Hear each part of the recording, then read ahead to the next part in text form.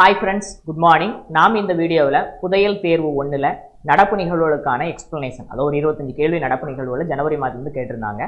அதற்கான எக்ஸ்பிளனேஷன் நாம் இந்த வீடியோவில் பார்க்க இருக்கிறோம். வாங்க வீடியோக்குள்ள போகலாம். First question பாருங்க. Recently, the country's first Vande Bharat sleeper train service was introduced between which two states was this service operated?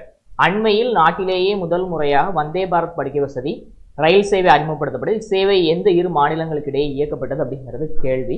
சரிங்களா? அதாவது வந்தே பாரத் அப்படிங்கிறது இந்தியாவில் பார்த்தீங்கன்னு சொன்னால் சற்றேறக்குறைய ஒரு வேகமாக செல்லக்கூடிய ரயில்களில் அதுவும் ஒன்று அப்படிங்கிறத நாம் இந்த இடத்துல முதல்ல தெரிஞ்சுக்கலாம். அதாவது வந்தே பாரத் எக்ஸ்பிரஸ் பார்த்தீங்கன்னு சொன்னால் சற்றேறக்குறை 200 km/h அப்படிங்கிற ஸ்பீடில் அதற்கான சோதனை ஓட்டங்கள்லாம் நடத்தப்படுகிறது. ஆனால் இந்தியாவில் பார்த்தீங்க அப்படின்னு சொன்னால் அதனுடைய அதிகபட்ச வேகம் வந்து ஒரு 150 km/h ஸ்பீடில் தான் இயக்கப்படுகிறது. ஏன்னா தண்டவாளங்களுடைய தன்மையை பொறுத்து அவ்வாறு இயக்கப்படுகிறது அப்படிங்கிறத பார்க்குறோம். அந்த அடிப்படையில் பார்த்தீங்கன்னு சொன்னால் ஏற்கனவே இந்தியாவில் 150க்கும் மேற்பட்ட வந்தே பாரத் ரயில்கள் வந்து இயக்கப்பட்டு வருகிறது. ஆனால் இந்த வந்தே பாரத் ரயில்கள் இது வரைக்கும் பார்த்தீங்கன்னு சொன்னால் எல்லா ட்ரெயினுமே உட்கார்ந்து போகிற மாதிரி தான் இருந்துச்சு. படுத்து கொண்டு போகிற மாதிரி ஸ்லீப்பர் ட்ரெயின்ஸ் வந்து அவைலபிளாக இது வரைக்கும் இல்லை. இப்போ ஃபர்ஸ்ட் டைமாக என்ன பண்ணியிருக்கிறாங்கன்னு சொன்னால் ரயில்வே வந்து ஸ்லீப்பர் கோச்சையும் உள்ளடக்கிய சற்றேறக்குறை 16 பெட்டிகளை உள்ளடக்கி 800க்கும் மேற்பட்ட பயணிகள் பயணிக்கக்கூடிய வகையில் இந்த படுக்கை வசதியுடன் கூடிய அந்த வந்தே பாரத் ரயிலுடைய முதல் சேவை தொடங்கப்பட்டிருக்குது. அது எங்கே தொடங்கப்பட்டிருக்கு அப்படின்னு சொன்னால் மேற்கு வங்கம் டு அஸ்ஸாம். சரிங்களா? அதாவது மேற்கு வங்கத்தில் பார்த்தீங்க அப்படின்னு சொன்னால் கவுகாத்தி. சரிங்களா? சரி, அஸ்ஸாமில் கவுகாத்தி, மேற்கு வங்கத்தை பொறுத்த வரைக்கும் பார்த்தீங்கன்னு சொன்னால் ஹவுரா. சரிங்களா? இந்த 2 ரயில் நிலையங்களை இணைக்கக்கூடிய வகையில் தான் என்ன செய்யப்பட்டிருக்கு அப்படின்னு சொன்னால் இந்த ரயில் சேவையானது தொடங்கி வைக்கப்பட்டிருக்குது. இந்தியாவில் ஃபர்ஸ்ட் ஸ்லீப்பர் வசதி கொண்ட அந்த வந்தே பாரத் எக்ஸ்பிரஸ். சரிங்களா? அதாவது இந்திய பிரதமர் நரேந்திர மோடி மேற்கு வங்க மாநிலத்தில் நடைபெற்ற நிகழ்வுகளில் இந்த ரயில் சேவையை நாட்டுக்கு அர்ப்பணித்தார் அப்படிங்கிறத நாம் இந்த இடத்துல பார்க்கணும். சரிங்களா? ரைட். உனக்கு தகவல் என்ன அப்படின்னு சொன்னால் இந்தியாவில் முதல் முறையாக வந்தே பாரத் ட்ரெயினில் பார்த்தீங்க அப்படின்னு சொன்னால் படுக்கை வசதியுடன் கூடிய அந்த ரயில் சேவை வந்து என்ன செய்யப்பட்டு சொன்னால் அறிமுகப்படுத்தப்பட்டிருக்குது. அந்த அடிப்படையில் மேற்கு வங்கத்தில் இருக்கக்கூடிய ஹவுராவையும் அஸ்ஸாமில் இருக்கக்கூடிய கவுகாத்தியும் இணைக்கக்கூடிய வகையில் சற்றேறக்குறைய 16 பெட்டிகளை உள்ளடக்கி 800க்கும் மேற்பட்ட பயணிகள் வந்து பயணிக்கக்கூடிய வகையில் இந்த ரயில் சேவை அறிமுகப்படுத்தப்பட்டிருக்குது. இந்திய பிரதமர் நரேந்திர மோடி இந்த ரயில் சேவை தொடங்கி வச்சாரு. இந்தியாவில் தற்போதைய சூழ்நிலையில் 150க்கும் மேற்பட்ட வந்தே பாரத் ரயில்கள் இயக்கப்படுகிறது அப்படிங்கிறது குறிப்பிடும்படியான விஷயம். இந்தியாவினுடைய அதிவேகமாக ரயில்களாக வந்தே பாரத் ரயில்கள் சொல்லப்படுகிறது. 200 km/h வேகத்தில் இயக்கி சோதனைகள்லாம் நடத்தப்படுகிறது. ஆனால் அதிகபட்சமாக 150லேருந்து 180 km ஸ்பீடுக்கு தான் அது இயக்கப்படுகிறது அப்படிங்கிறது குறிப்பிடத்தக்கது. சரிங்களா? ரைட். செகண்ட் கொஸ்டின் பாருங்க. ரெண்டாவது கேள்வி என்ன கேட்டிருக்கிறாங்க அப்படின்னு சொன்னா based on the following statement choose the correct answer. சரிங்களா? This person was appointed by the Madras High Court to restore the Tamirabarni river. This person is known as the waterman of India. அவர் யாருன்னு கேட்குறாங்க. சரிங்களா? அதாவது சமீபத்தில் பார்த்தீங்க அப்படின்னு சொன்னால் Chennai உயர்நீதிமன்றத்தினுடைய Madras ஹைகோர்ட்டினுடைய Madurai bench இருக்கு இல்லையா, மதுரை கிளை, அவங்க என்ன பண்ணாங்க அப்படின்னு சொன்னால் தாமிரபரணி ரிவர் சம்மந்தப்பட்ட ஒரு கேஸில், அதாவது தாமிரபரணி ரிவர் பார்த்தீங்கன்னு சொன்னால் சற்றேறக்குறைய பாபநாசத்தில் மலைப்பகுதிகளில் ஆரம்பித்து தூத்துக்குடியில் பார்த்தீங்கன்னு சொன்னால் போய் நிறைவடைகிறது. சரிங்களா? ஸ்ரீவைகுண்டம் டேமில் போய் கடலில் கலக்குது. நீண்ட தூரம் பயணம் செய்கிறது. ஆண்டு முழுவதும் பார்த்தீங்கன்னு சொன்னால் வற்றாத ஒரு ஜீவநதியாக திருநெல்வேலி மாவட்டத்தில் பாய்ந்து கொண்டிருக்கிறது. ஆனால் இந்த நதி பார்த்தீங்கன்னு சொன்னால் தற்பொழுது மக்களுடைய செயல்பாடுகளால், பல்வேறு நிறுவனங்களுடைய செயல்பாடுகளால் மாசடைந்ததாக அது காணப்படுகிறது. இந்த கரைகள்லாம் பார்த்தீங்கன்னு சொன்னால் ஆக்கிரமிப்பு உள்ளாக்கப்படுகிறது. அது மட்டும் இல்லாமல் சாக்கடைகள்லாம் பார்த்தீங்கன்னு சொன்னால் அந்த நதியில் தான் கொண்டு போய் விடுதாங்க. அதிலிருந்து அந்த நதியை பாதுகாக்கணும் அப்படிங்கிறதுக்காக தொடரப்பட்ட ஒரு வழக்கில் அந்த நதியினுடைய தற்போதைய நிலை எப்படி இருக்கிறது அப்படிங்கிறத வந்து ஆய்வு செய்வதற்காக இந்தியாவினுடைய வாட்டர்மேன் அழைக்கப்படக்கூடிய தண்ணீர் மனிதன் அழைக்கப்படக்கூடிய ராஜேந்திர சிங் என்ன பண்ணாங்க அப்படின்னு சொன்னால் மதுரை அந்த பெஞ்ச் இருக்கு இல்லையா, அவங்க வந்து நியமனம் பண்ணியிருந்தாங்க அப்படிங்கிறத பார்க்குறேன். அவர் என்ன பண்ணார் அப்படின்னு சொன்னால் தமிழ்நாட்டுக்கு வருகை தந்து அவர் வந்து தாமிரபரணி ரிவர் போய் ஆய்வுகள்லாம் செஞ்சு அது சம்மந்தப்பட்ட அறிக்கையை வழங்கியிருக்கிறார் அப்படிங்கிறத பார்க்குறோம். ராஜேந்திர சிங்கை பொறுத்த வரைக்கும் பார்த்தீங்க அப்படின்னு சொன்னால் அவர் இந்தியாவுடைய தண்ணீர் மனிதன் அழைக்கப்படுகிறது. ஒரு நேட்டிவ் பார்த்தீங்கன்னு சொன்னால் உத்தரப்பிரதேசம். ஆனால் இந்தியாவில் மழையால், அதாவது மழை ரொம்ப கம்மியாக இருக்கக்கூடிய பகுதிகள்லாம் இருக்கு இல்லையா, அந்த பகுதிகள்லாம் பார்த்தீங்கன்னு சொன்னால் மழைநீர் சேகரிப்பு மையங்களை உருவாக்கி புதிய நீர்நிலைகளை உருவாக்கி அந்த பகுதிகளெல்லாம் வளம் பொருந்தியதாக மாற்றுவது இவருடைய பங்களிப்பு அப்படிங்கிறது அளப்பரியது. அதற்காக பார்த்தீங்கன்னு சொன்னால் சர்வதேச அளவில் வழங்கப்படக்கூடிய ராமன் மகசே விருது உள்பட பல்வேறு விருதுகளை பெற்றிருக்கக்கூடிய ஒரு நபர் தான் யார் அப்படின்னு சொன்னால் இந்த ராஜேந்திர சிங் அப்படிங்கிறத நாம் இந்த இடத்துல பார்த்தோம். சரிங்களா? சாலிம் அலி தெரியும், நம்ம இந்தியாவில் பறவை மனிதன் அழைக்கப்படக்கூடியவர். சரிங்களா? ரைட். இப்போ நாம் இங்கே தெரிஞ்சுக்கிட்ட தகவல் என்ன அப்படின்னு சொன்னால் தாமிரபரணி ரிவரை பாதுகாப்பதற்காக சென்னை உயர்நீதிமன்றத்தினுடைய மதுரை பெஞ்ச் என்ன பண்ணாங்கன்னு சொன்னால் ராஜேந்திர சிங் தலைமையில் ஒரு குழு அமைச்சு அதை ஆய்வு மேற்கொண்டு அதை பாதுகாப்பதற்கான உகுந்த பரிந்துரைகள் வழங்குவதற்கான நடவடிக்கை எடுத்தாங்க. அந்த ராஜேந்திர சிங் இந்தியாவுடைய தண்ணீர் மனிதன் அழைக்கப்படுகிறார் அப்படிங்கிறத நாம் இந்த இடத்துல பார்க்கணும். சரிங்களா? ரைட். நெக்ஸ்ட் கொஸ்டின் பாருங்க. The International Flower Show for the year 2026 is held on the banks of the Sabarmati River. In which state is the Sabarmati River bank situated? 2026 ஆண்டுக்கான சர்வதேச மலர் கண்காட்சி சபர்மதி நதிக்கரையில் நடந்துச்சுன்னு சொல்லி கொடுத்துருக்காங்க. அந்த சபர்மதி நதிக்கரை எந்த மாநிலத்தில் இருக்கு அப்படிங்கிறது கேள்வி. சரிங்களா? அதாவது இந்த மலர் கண்காட்சியில் ஒரு ஸ்பெஷல் என்ன அப்படின்னு சொன்னா, ஒரு கின்னஸ் ரெக்கார்டு ஒன்று படைச்சாங்க. என்ன அப்படின்னு சொன்னா, சர்தார் வல்லபாய் பட்டேல் இருக்கார் இல்லையா, அவருடைய முக உருவத்தை என்ன பண்ணியிருந்தாங்கன்னு சொன்னா, மலர்களால் ரொம்ப பெரிதாக ரொம்ப பிரம்மாண்டமாக டிசைன் செஞ்சு அது ஒரு கின்னஸ் ரெக்கார்டு படைக்கப்பட்டது. சரிங்களா? இந்த சபர்மதி அப்படிங்கிறது நம்ம பல்வேறு பகுதிகளில் படிச்சிருப்போம். காந்தி அப்படின்னாலே நமக்கு வந்து சபர்மதி ஆசிரமம் ஞாபகத்துக்கு வரும். அந்த அடிப்படையில் பார்த்தீங்கன்னு சொன்னா, இந்த சபர்மதி எங்க அமைஞ்சிருக்கு அப்படின்னு சொன்னா குஜராத்ல அமைஞ்சிருக்கு அப்படிங்கிறது நமக்கு மிக நன்றாகவே தெரியும். சரிங்களா? ரைட். அப்ப சர்வதேச மலர் கண்காட்சி நடைபெற்ற, இன்டர்நேஷனல் அந்த ஃப்ளவர் ஷோ நடைபெற்ற சபர்மதி நதிக்கரை எங்க அமைஞ்சிருக்குன்னா குஜராத்ல அமைஞ்சிருக்கு அப்படிங்கிறத பார்த்தோம். சரிங்களா? குறிப்பா இதுல ஒரு ரெக்கார்டு என்ன செய்யப்படும் சொன்னா, சர்தார் வல்லபாய் பட்டேலுடைய மிக பிரம்மாண்டமான முகம் பார்த்தீங்கன்னு சொன்னா பூக்களால அலங்காரம் செய்யப்பட்டு அது ஒரு கின்னஸ் ரெக்கார்டும் படைக்கப்பட்டது அப்படிங்கிறத நாம் இந்த இடத்துல பார்க்கணும். சரிங்களா? ரைட். நெக்ஸ்ட் கொஸ்டின் பாருங்க. Consider the following statements. Parvati Arga sanctuary has been declared an eco-sensitive zone. This sanctuary is located in Madhya Pradesh. As of now, there are 69 eco-sensitive zones in தமிழ்நாடும் கொடுத்துருக்காங்க. சரிங்களா? அதாவது பார்வதி அர்க்கா சரணாலயம் பார்த்தீங்க, பறவைகள் சரணாலயம் பார்த்தீங்கன்னு சொன்னா சுற்றுச்சூழல் உணர்திறன் கொண்ட எக்கோ சென்சிட்டிவ் ஜோனாக அறிவிக்கப்பட்டது கொடுத்துருக்காங்க. சமீபத்தில் அறிவிக்கப்பட்டது. அது உண்மைதான். சரிங்களா? அந்த ஸ்டேட்மெண்ட் ஒன்று கரெக்ட். அடுத்து பார்த்தீங்கன்னு சொன்னா, இந்த சாங்சுரி வந்து எங்க அமைஞ்சிருக்குன்னு சொன்னேன், மத்திய பிரதேசத்தில் அமைஞ்சிருக்குன்னு கொடுத்துருக்காங்க. ஆக்சுவலா அது தப்பு. இது எங்க அமைஞ்சிருக்கும் அப்படின்னு சொன்னா உத்தரப்பிரதேசத்துல அமைஞ்சிருக்கு. சரிங்களா? உத்தரப்பிரதேசம் இங்க என்ன மாத்திருக்காங்க அப்படின்னு சொன்னா மத்திய பிரதேசம் மாத்திருக்காங்க. சரிங்களா? அடுத்து இன்னொரு விஷயம் என்ன அப்படின்னு சொன்னா, இந்த பறவைகள் சரணாலயம் அப்படிங்கிறது பல்வேறு வலசை போகக்கூடிய பறவைகளுக்கான ஒரு முக்கியமான பகுதியாக அமைந்திருக்கிறது அப்படிங்கிறத நாம் இந்த இடத்துல பார்க்குறோம். அந்த பறவைகளை பாதுகாப்பதற்காக என்ன பண்ணியிருக்கிறாங்கன்னு சொன்னா, இதை வந்து எக்கோ சென்சிட்டிவ் ஜோனாக அறிமுகப்படுத்தி இருக்கிறாங்க அப்படிங்கிறத பார்க்குறோம். அதாவது ஏன் அந்த மாதிரி எக்கோ சென்சிட்டிவ் ஜோனாக அறிவிக்கப்படுகிறோம்னு சொன்னா, அந்த பகுதியில் இருக்கக்கூடிய உயிரினங்களையும் தாவர இனங்களையும் பாதுகாப்பதற்காக மக்கள்கிட்ட இருந்தும் வேட்டைக்காரர்கள்ட்ட இருந்தும் அதை பாதுகாப்பதற்கு என்ன செய்யப்படுதுன்னு சொன்னா எக்கோ சென்சிட்டிவ் ஜோனாக அனுசரிக்கப்படுகிறது. அந்த அடிப்படையில் தமிழ்நாட்டில் சற்றேற குறைய பல்வேறு சரணாலயங்களை, பறவைகள் சரணாலயம், விலங்குகள் சரணாலயங்கள் எல்லாம் உள்ளடக்கிய வகையில் பார்த்தீங்கன்னு சொன்னா தோராயமாக 69 எக்கோ சென்சிட்டிவ் ஜோன் இருக்கிறது அப்படிங்கிறது கரெக்ட் தான். அப்போ இதை பொறுத்த வரைக்கும் பார்த்தீங்கன்னு சொன்னா ஸ்டேட்மெண்ட், அதாவது இந்த கூற்றில் 2வது கூற்று மட்டும் தான் தவறு. பார்த்தீங்கன்னு சொன்னா 1 and 3 அப்படிங்கிறது கரெக்ட்னு பார்க்குறேன். ஏன் 2 தப்பு அப்படிங்கிறதையும் பார்த்தோம். இந்த பார்வதி அர்கா பார்த்தீங்கன்னு சொன்னா மத்திய பிரதேசத்துல இல்லை, எங்க அமைஞ்சிருக்குன்னு சொன்னா உத்தரப்பிரதேசம் அமைஞ்சிருக்கு அப்படிங்கிறத பார்த்தோம். சரிங்களா? அடுத்த நெக்ஸ்ட் கொஸ்டின் பாருங்க. Consider the following statement regarding the 2027 population. சரிங்களா? 2027 ஆண்டு நடைபெறக்கூடிய பாப்புலேஷன் சம்பந்தமாக என்ன கொடுத்துருக்காங்கன்னு சொன்னா ஒரு சில தகவல்களை கொடுத்துருக்காங்க. The first phase of census will be conducted in all state and union territories from April 1 to September 30. The second phase of the census will take place in the February 2027. This will be the 8th census of our country since independence. சரிங்களா? இதில் கொடுத்துருக்கூடிய 3 ஸ்டேட்மெண்ட்டுமே correct தான். சரிங்களா? அதாவது இந்தியாவில் பார்த்தீங்கன்னு சொன்னால் மக்கள் தொகை கணக்கெடுப்பு அப்படிங்கிறது 10 ஆண்டுகளுக்கு ஒரு முறை என்ன பண்ண அப்படின்னு சொன்னால் நடைபெறும். கடைசியாக இந்தியாவில் பார்த்தீங்கன்னு சொன்னால் 2011ஆம் ஆண்டில் மக்கள் தொகை கணக்கெடுப்பு நடந்தது. அடுத்து 2021 நடந்திருக்கணும். ஆனால் இப்போ கொரோனா பேண்டமிக் போன்ற காலங்களால் என்ன பண்ணணும்னு சொன்னால் இந்த கணக்கெடுப்பு நடத்தப்படலை. அதன் அடிப்படையில் இப்போ 2027ஆம் ஆண்டில் என்ன செய்யப்படுதுன்னு சொன்னால் இந்த சென்சஸ் நடத்தப்படுகிறது. 2027 பொறுத்த வரைக்கும் இந்த 2 கட்டங்களாக என்ன பண்ணியிருக்காங்க சொன்னால் பிரிச்சிருக்கிறாங்க. அந்த அடிப்படையில் முதல் கட்டம் பார்த்தீங்கன்னு சொன்னால் இந்தியாவுடைய பல்வேறு மாநிலங்களில் ஏப்ரல் 1ஆம் தேதியிலிருந்து தொடங்கி செப்டம்பர் 30ஆம் தேதி வரைக்கும் என்ன செய்யணும் சொன்னால் நடக்க இருக்கு அப்படிங்கிறத நாம் இந்த இடத்துல பார்க்கணும். சரிங்களா? இது இங்கே கொடுத்துருக்குறாங்க. சரியா? நீங்கள் பத்திரிகைகளில் படிச்சிருக்கலாம். இந்த ஏப்ரல் 1 தொடங்கி இருக்கு அப்படின்னு சொல்லி முதல்ல குடியரசுத் தலைவர் தன்னுடைய தகவலை பதிவு செஞ்சாங்க. அதுக்கு துணை குடியரசுத் தலைவர் பிரதமர்லாம் பதிவு செஞ்சிருக்கிறாங்க. இந்தியாவை பொறுத்த வரைக்கும் இந்த சென்சஸ் வந்து ரொம்ப ஸ்பெஷல். என்ன அப்படின்னு சொன்னால் முழுக்க டிஜிட்டலைஸ். சரிங்களா? ஆன்லைன் மூலமாக என்ன செய்யப்படுச்சு, டேட்டாக்கள் எல்லாம் பதிவு செய்யப்படுகிறது அப்படிங்கிறத பார்க்குறோம். முதல் கட்டமாக வீடுகளை பட்டியலிடுறாங்க, வீடுகளை கணக்கெடுக்கிறாங்க. அதற்காக இந்த ஃபர்ஸ்ட் ஃபேஸ் தொடங்கி இருக்குது. அந்த அடிப்படையில் முதல் நாளில் மட்டுமே சற்றே 55,000 குடும்பங்கள் என்ன பண்ணியிருக்காங்க அப்படின்னு சொன்னால் தங்களுடைய தகவல்களை பதிவு செஞ்சிருக்கிறாங்க. சரிங்களா? அதாவது நாம பதிவு செய்யக்கூடிய தகவல்கள் மக்கள் தொகை கணக்கெடுப்பு 1948 படி பார்த்தீங்கன்னு சொன்னா ரகசியமாக பாதுகாக்கப்படும் அப்படிங்கிறது ரொம்ப குறிப்பிடும்படியான விஷயம். சரிங்களா? ஒட்டுமொத்தமாக எடுத்துக்கிட்டோம் அப்படின்னு சொன்னா சுதந்திரத்துக்கு முன்னால் சுதந்திரத்துக்கு பிறகு ஒட்டுமொத்தமாக எடுத்துட்டோம்னு சொன்னா இது வந்து 16வது கணக்கெடுப்பு. ஆனா ஆஃப்டர் இண்டிபெண்டன்ஸ் பார்த்தீங்கன்னு சொன்னா இது 8வது கணக்கெடுப்பு. சரிங்களா? இங்க கொடுத்துருக்கூடிய ஸ்டேட்மெண்ட் எல்லாமே கரெக்ட் தான். முதல் கட்டம் ஏப்ரல் 1 தொடங்கி செப்டம்பர் 30 முடிவடைகிறது. அதுக்கடுத்து 2வது கட்டம் பிப்ரவரி 26 தொடங்க இருக்குது.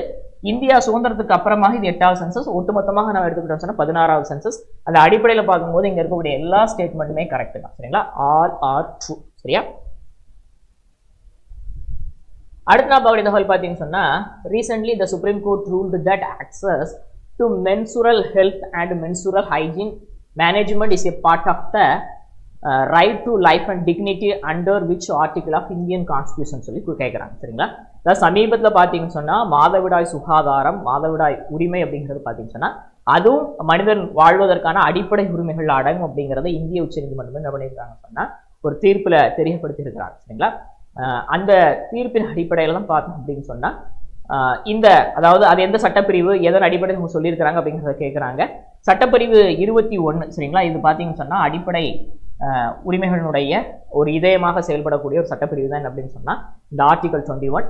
இதன் அடிப்படையில் தான் பார்த்தீங்க அப்படின்னு சொன்னா அந்த அதாவது அந்த மாதவிடாய் சுகாதாரம் அப்படிங்கிறது என்ன பண்ணியிருக்கிறாங்க அப்படின்னு சொன்னா அது கண்டிப்பாக அது அடிப்படை உரிமைகளில் வரும் வாழ்வதற்கான உரிமைகள் அடங்கும் அப்படிங்கிறத ஒரு தெளிவுபடுத்தியிருக்கிறாங்க அப்படிங்கிறத நாம் இந்த இடத்துல பார்க்குறேன். சமீபத்தில் கூட பார்த்தீங்கன்னு சொன்னால் மாதவிடாய் விடுப்பு சம்பந்தமாக ஒரு கேஸ் ஒன்று உச்சநீதிமன்றத்தில் வந்துச்சு. ஆனால் உச்சநீதிமன்றம் தலைமை நீதிபதி அமர்வு என்ன பண்ணாங்க அப்படின்னு சொன்னால் இதை கட்டாயமாக நம்ம விடுப்பு கொடுத்தோம் அப்படின்னு அதை நம்ம ஒரு கட்டாயமாக மாற்றணும் அப்படின்னு ரைட். நாம என்ன கொஸ்டின் பார்த்தோம் அப்படின்னு சொன்னால் அதாவது சமீபத்தில் வந்து இந்திய உச்சநீதிமன்றம் பார்த்தீங்கன்னு சொன்னால் மாதவிடாய் சுகாதாரம் மற்றும் மாதவிடாய் சுகாதார மேலாண்மை அணுகல் ஆகிய வந்து இந்திய அரசமைப்புடைய எந்த சட்டப்பிரிவின் கீழ் வந்து வாழ்க்கை மற்றும் கண்ணியத்திற்கான உரிமையினுடைய ஒரு பகுதி தீர்ப்பு வழங்கி இருக்கிறாங்க அப்படிங்கிறத கேட்டோம். அது என்ன சட்டப்பிரிவு 21. சரிங்களா? அதாவது அடிப்படை உரிமை அடிப்படை உரிமைகளுடைய இதயம் என அழைக்கப்படக்கூடிய இந்த வாழ்வதற்கான அதாவது நம்ம இங்க பார்த்த போத right to life and dignity. சரிங்களா? ஆர்டிகிள் 21. சரிங்களா? இது பார்த்தீங்கன்னு சொன்னா Jaya Thakur west union of India இந்த வழக்கில் தான் இந்த தீர்ப்பு வழங்கப்பட்டிருக்கு அப்படிங்கிறது குறிப்பிடத்தக்கது. சரிங்களா? அதை கொஞ்சம் ஞாபகத்தில் வச்சுக்கணுங்க. எந்த வழக்கு அப்படின்னு சொல்லி கேட்டாங்கன்னா Jaya Thakur west union of India. சரிங்களா?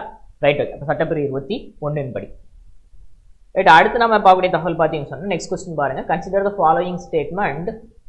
The Uday mascot was introduced to the general public could easily identify Aadhaar services. The person who named this logo Uday is Arun Kogul. The person who designed this mascot is Ria Jain அப்படின்னு கொடுத்துருக்காங்க. இதுல எது சரி எது தப்புன்னு கேட்குறாங்க. சரிங்களா? அதாவது சமீபத்தில் பார்த்தீங்கன்னு சொன்னா உதய் அப்படிங்கக்கூடிய அந்த ஆதார் அமைப்பு இருக்கிறாங்க இல்லையா அவங்க பொதுமக்களுக்கு மத்தியில் ஆதார் சம்பந்தப்பட்ட பல்வேறு கேள்விகளுக்கும் சந்தேகங்களுக்கும் பதிலளிக்கக்கூடிய வகையில் அதை எளிமைப்படுத்தணும் அப்படிங்கிறதுக்காக என்ன பண்ணாங்கன்னு சொன்னா உதய் அப்படிங்கிற பேர்ல ஒரு மஸ்காட் ஒன்று ஒரு அடையாள சின்னத்தை என்ன பண்ணாங்கன்னு சொன்னா வெளியிட்டாங்க. சரிங்களா? ரைட். அது கரெக்ட் தான். அதுக்கு பேரு உதய் தான். அது கரெக்ட் தான். First statement correct. அதுல ரெண்டாவது என்ன கொடுத்துருக்காங்கன்னா the person who named this logo Uday is Arun Kogulனு கொடுத்துருக்காங்க. அது சரியா அப்படிங்க நம்ம தான் பார்க்கணும். அதாவது அவங்க என்ன பண்ணியிருந்தாங்கன்னு சொன்னா ஒரு போட்டி ஒன்று அறிவு செஞ்சிருந்தாங்க. சரிங்களா? மஸ்காட்டை யார் உருவாக்குறாங்க அந்த மஸ்காட்டுக்கு யார் பேர் வைக்கிறாங்க சரியான முறையில் அதாவது அந்த அமைப்புக்கு பிடிக்கக்கூடிய வகையில் உருவாக்குனாங்க அப்படின்னு சொன்னா அவங்களுக்கு பரிசுகள் வழங்கணும்னு சொல்லியிருந்தாங்க. அந்த போட்டியில தான் இவங்க 2 பேரும் என்ன பண்ணாங்கன்னா கலந்துக்கிட்டாங்க. ஆக்சுவலா இந்த உதய் அப்படிங்கக்கூடிய மஸ்காட்டை லோகோ உருவாக்குனது யார் அப்படின்னு சொன்னா ரியா ஜெயின். சரிங்களா? அதுக்கு பேர் வச்சது யார் அப்படின்னு சொன்னா அருண் கோகுல். சரிங்களா? இந்த 2 பேர் என்ன பண்ணி சொன்னா இடம் மாறி இருக்கு. அதாவது அருண் கோகுல் கீழே வருவார் ரியா ஜெயின் மேல போவாங்க. அவ்வளவுதான் வித்தியாசம். சரிங்களா? இதுல இந்த ரியா ஜெயின் பாத்தீங்கன்னு சொன்னா போபாலை சார்ந்தவங்க. சரிங்களா? இந்த அருண் கோகுல் பாத்தீங்கன்னு சொன்னா கேரளாவை சார்ந்தா ஐ திங்க் திருச்சூர்னு நினைக்கிறேன் கேரளாவை சார்ந்தவர். இவங்க 2 பேரும் தான் என்ன பண்ணியிருக்கிறாங்கன்னு சொன்னா இந்த லோகோவை மஸ்காட்டை டிசைன் பண்ணது பேர் வச்சு. சரிங்களா? ரைட். அப்போ பாத்தீங்கன்னு சொன்னா இந்த 2ம் தப்பு. சரிங்களா? அப்போ ஒன்று மட்டுமே சரி அப்படிங்கிறத நாம இந்த இடத்துல பார்க்குறோம். காரணம் என்னன்னு சொன்னா பேர் மாறி இருக்கு. மேல உள்ள பேர் கீழே வரும் கீழே உள்ள பேர் மேல வரும். அவ்வளவுதான் வித்தியாசம். சரிங்களா? ரைட். நெக்ஸ்ட் கொஸ்டின் பாருங்க. இந்த இன்டர்நேஷனல் மானிட்டரி ஃபண்ட் IMF சரிங்களா world economic Outlook January 2026 by how much percentage of India's GDP growth for the financial year 2025 has been increased from 6. அதாவது சமீபத்தில் IMF அதாவது சர்வதேச நாணயம் என்ன பண்ணாங்கன்னா உலக பொருளாதார கண்ணோட்டம் அப்படிங்கிற ஒரு அறிக்கை வெளியிட்டாங்க. அந்த அறிக்கையில 2025-26 நிதியாண்டுல இந்தியாவோட மொத்த உள்நாட்டு வளர்ச்சியை 6.6% தான் என்ன பண்ணிருக்கிறாங்கன்னு சொன்னா மாற்றி அமைச்சிருக்கிறாங்க. எவ்வளவு உயர்த்திருக்காங்க அப்படிங்கிறத கேட்குறாங்க. எவ்வளவு உயர்த்திருக்கிறாங்கன்னு சொன்னா 6.6 வந்து 7.3 அது உயர்த்தப்பட்டிருக்கிறது அப்படிங்கிறத நாம் இந்த இடத்துல பார்த்தோம். சரிங்களா? அதாவது இந்தியாவினுடைய அந்த முதல் 2 காலாண்டுகள் அவங்க கணிச்சு என்ன பண்ணியிருந்தாங்க அப்படின்னு சொன்னா அதை மாற்றி அமைச்சிருந்தாங்க. ஆனா இப்போ பார்த்தீங்கன்னு சொன்னா மேற்காசிய சூழல் அதன் அடிப்படையில் பார்த்தீங்கன்னு சொன்னா இந்தியா முழுக்க பல்வேறு உலக நாடுகளையும் ஏற்படக்கூடிய ஒரு பொருளாதாரத்தில் அந்த எரிவாயு சம்மந்தப்பட்ட விஷயங்கள்லாம் நிறைய இஷ்யூஸ் இருக்குது அப்படிங்கிறது நமக்கு நன்றாக தெரியும். சரிங்களா? 6.6 வந்து என்னவாக உயர்த்தப்பட்டிருக்குன்னு சொன்னா 7.3 உயர்த்தப்பட்டிருக்கிறது அப்படிங்கிறத நாம் இந்த இடத்துல பார்க்கணும். சரிங்களா? அடுத்து நெக்ஸ்ட் கொஸ்டின் பாருங்க. On June 29, 2025, the headquarters of the National Turmeric Board was inaugurated in Nizamabad, Telangana by Home Minister Amit Shah.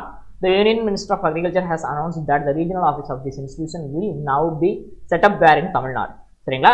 அதாவது 2025ல பார்த்தீங்க அப்படின்னு சொன்னா ஹைதராபாத்தினுடைய அதாவது தெலுங்கானாவுடைய நிசாமாபாத் பார்த்தீங்க அப்படின்னு சொன்னா மஞ்சள் தேசிய மஞ்சள் வாரியத்தினுடைய தலைமையகமா என்ன செய்யப்படுச்சுன்னா அமித்ஷாவால திறந்து வைக்கப்பட்டது அப்படிங்கிறத கொடுத்துருக்காங்க.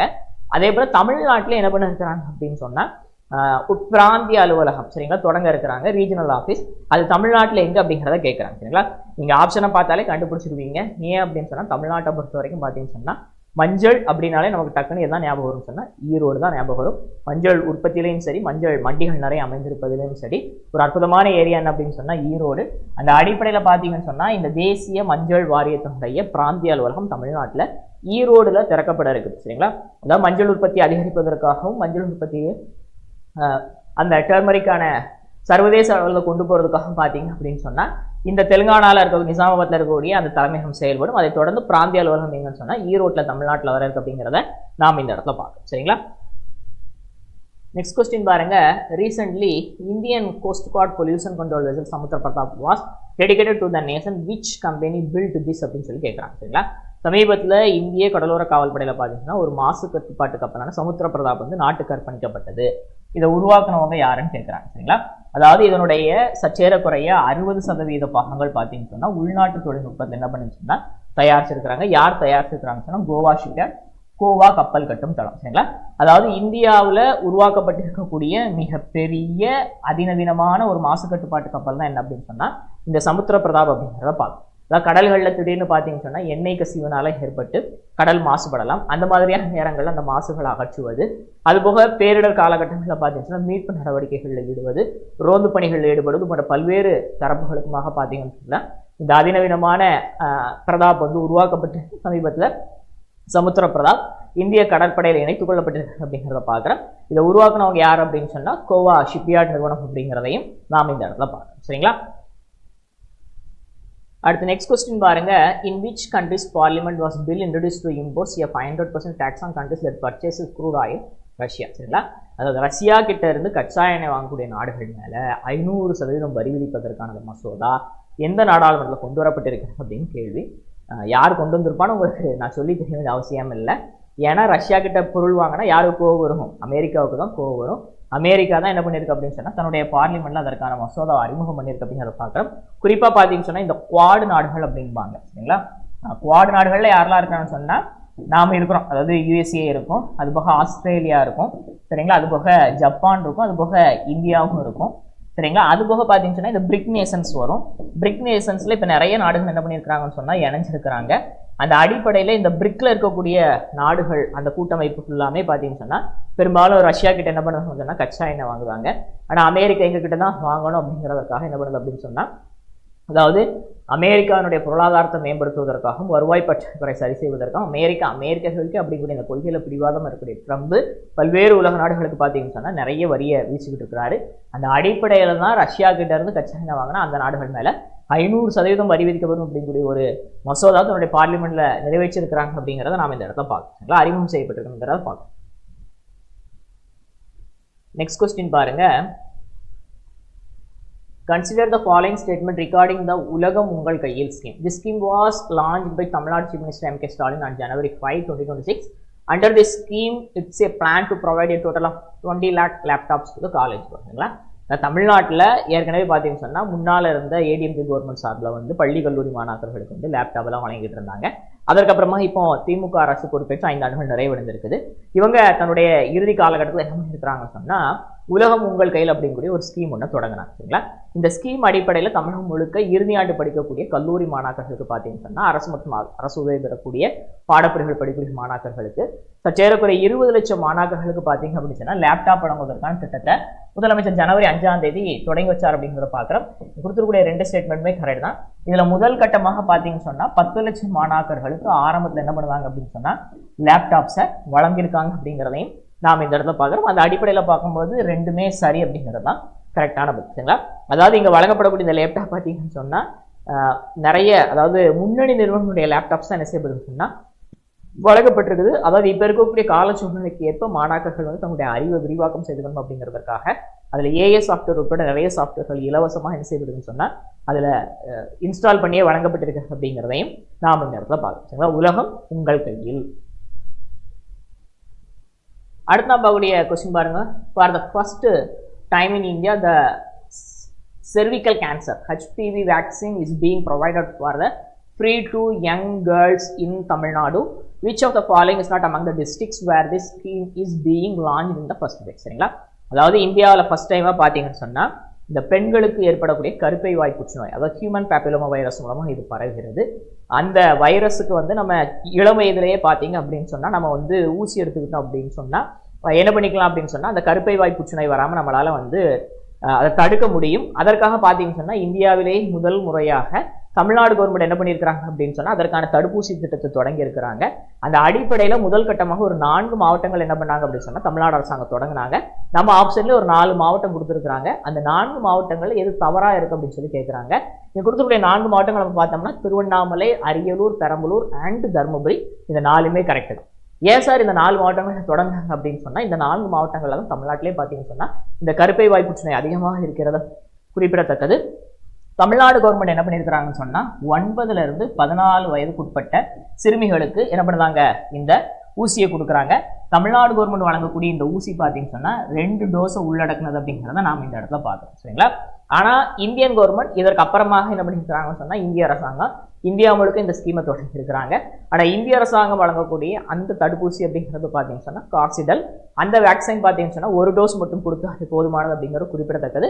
ஆனால் தமிழ்நாடு அரசாங்கத்துடைய திட்டம் பார்த்தீங்கன்னு சொன்னால் 2 டோஸ் வழங்குறாங்க. இதற்காக மட்டுமே சமீபத்தில் ஒரு 30 கோடி ரூபாய் வரைக்கும் தமிழ்நாடு அரசாங்கம் வந்து ஒதுக்கி இருந்தாங்க.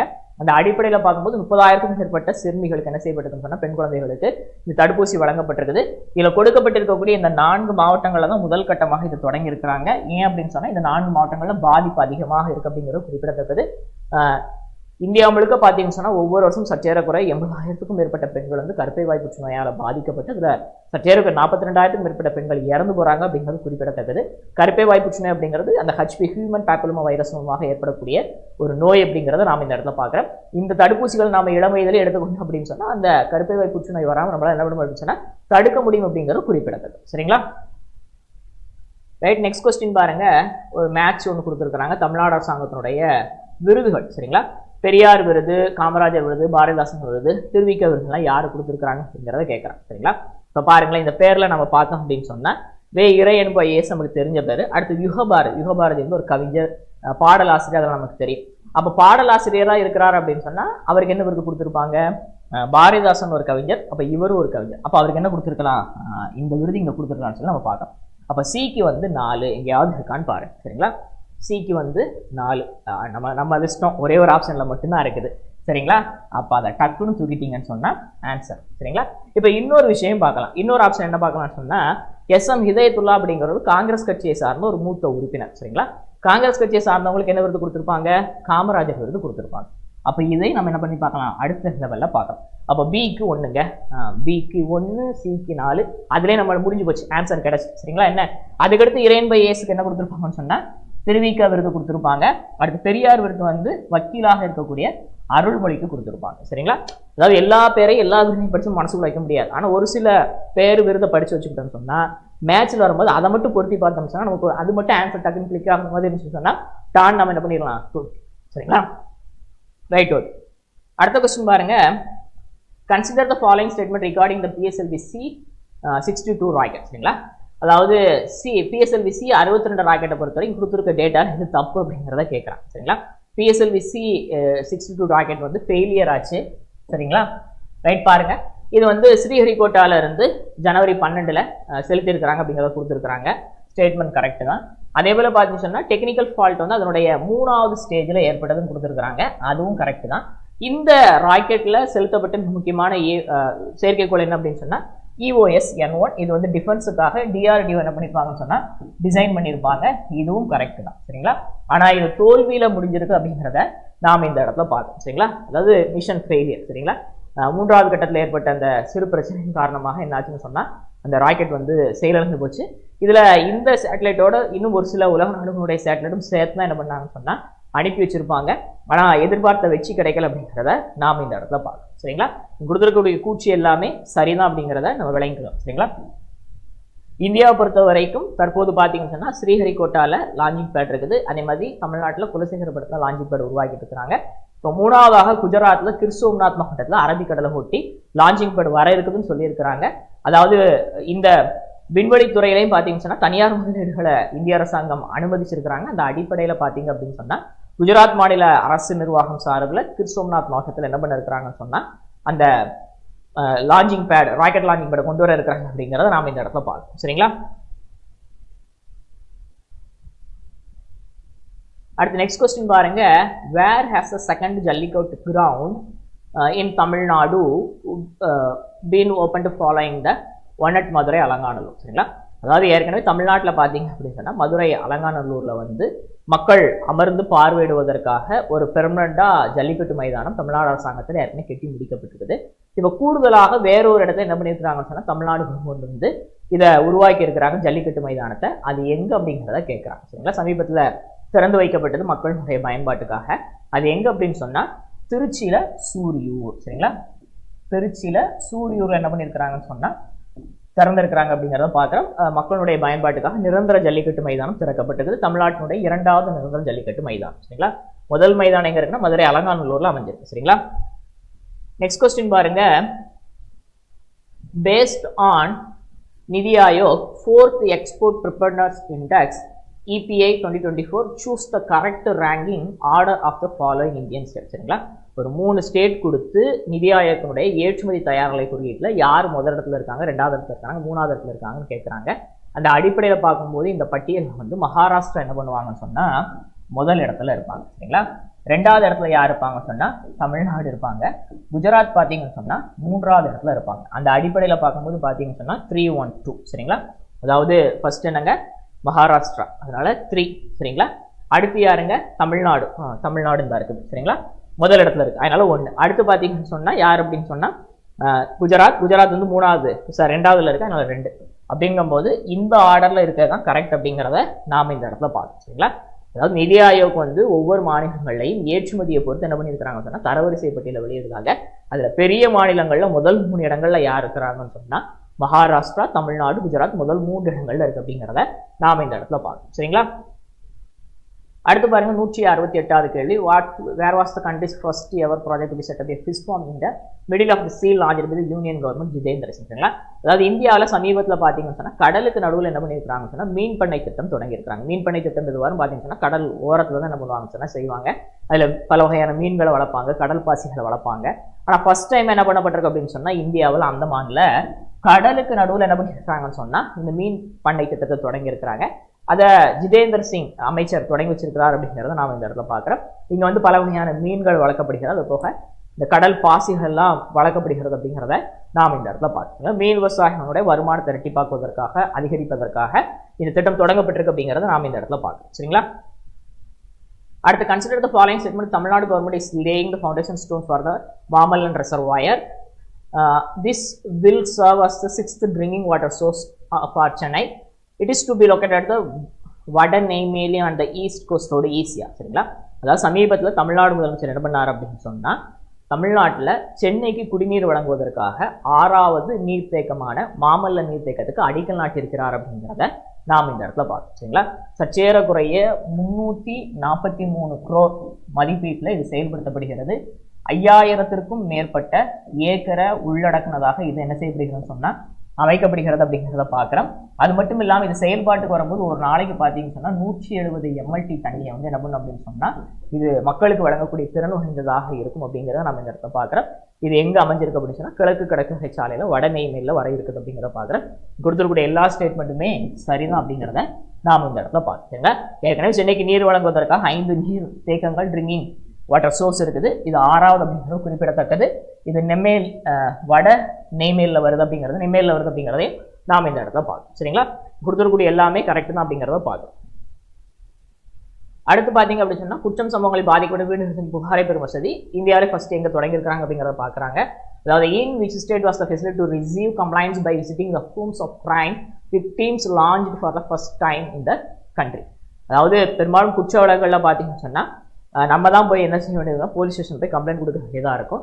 ஆனால் இங்கே பார்த்தீங்க அப்படின்னு சொன்னால் ஒரு மாநில அரசாங்கம் தன்னுடைய மாநிலத்தில் பாதிக்கப்பட்டு அது குறிப்பாக பார்த்தீங்கன்னு சொன்னால் இந்த போக்சோ கேஸ் இருக்கு இல்லையா, பாலியல் குற்றங்களில் பாதிக்கப்படக்கூடிய சிறார்கள் அவங்கள நேரடியாக மருத்துவமனைக்கோ இல்லை அவங்களுடைய வீடுகளுக்கே போய் பார்த்தீங்க அப்படின்னு என்ன பண்ணுறாங்க அப்படின்னு சொன்னால் அந்த குற்ற வழக்கை பதிவு செய்வதற்கான நடைமுறை தொடங்கி இருக்கிறாங்க. அத்தகைய முதல் மாநிலமாக எது மாறி இருக்குன்னு சொன்னால் தெலுங்கானா காவல்துறை மாறி இருக்கிறது அப்படிங்கிறத நாம் இந்த இடத்துல பார்க்கணும். சரிங்களா? அதாவது பாதிக்கப்பட்டவங்க சில பேர் பார்த்தீங்கன்னு சொன்னால் அந்த வழக்கு சம்பந்தமாக கம்ப்ளைண்ட் கொடுப்பதற்கு யோசிப்பாங்க, நமக்கு ஏதாவது தாக்குதல் நடத்தப்படுமோ அப்படிங்கிற அச்சம் இருக்கும். அந்த அச்சத்தை களைவதற்காக என்ன பண்ணுறாங்கன்னு சொன்னால் அவங்க பாதிக்கப்பட்டிருந்தாங்கன்னு சொன்னால் மருத்துவமனையில் அனுமதிக்கிறாங்க, மருத்துவமனைக்கே போகிறாங்க, இல்லை வீடுகளுக்கே போய் என்ன பண்ணுறாங்கன்னு சொன்னால் கேஸை பெற்றுக்கொள்ளலாம். சரிங்களா? அடுத்த கொஸ்டின் பாருங்க, which Indian state has introduced India's first urban night safari game to connecting urban based ecotourism with wildlife conservation. சரிங்களா? அதாவது வனவிலங்கு பாதுகாப்புடன் நகர அடிப்படையிலான சூழல் சுற்றுலாவை இணைப்பதை நோக்கமாக கொண்ட இந்தியாவின் முதல் நகர்ப்புற இரவு சவாரி எங்கு அறிமுகப்படுத்தப்படுகிறது அப்படிங்கிறத கேட்டிருக்கிறாங்க. சரிங்களா? எங்க அப்படின்னு சொன்னா உத்தரப்பிரதேசம். சரிங்களா? உத்தரப்பிரதேசத்துல லக்னோல பாத்தீங்க அப்படின்னு சொன்னா முக்ராயில் அப்படின்னு கூடிய ஒரு சரணாலயம், ஒரு வனப்பகுதி இருக்கு. சரிங்களா?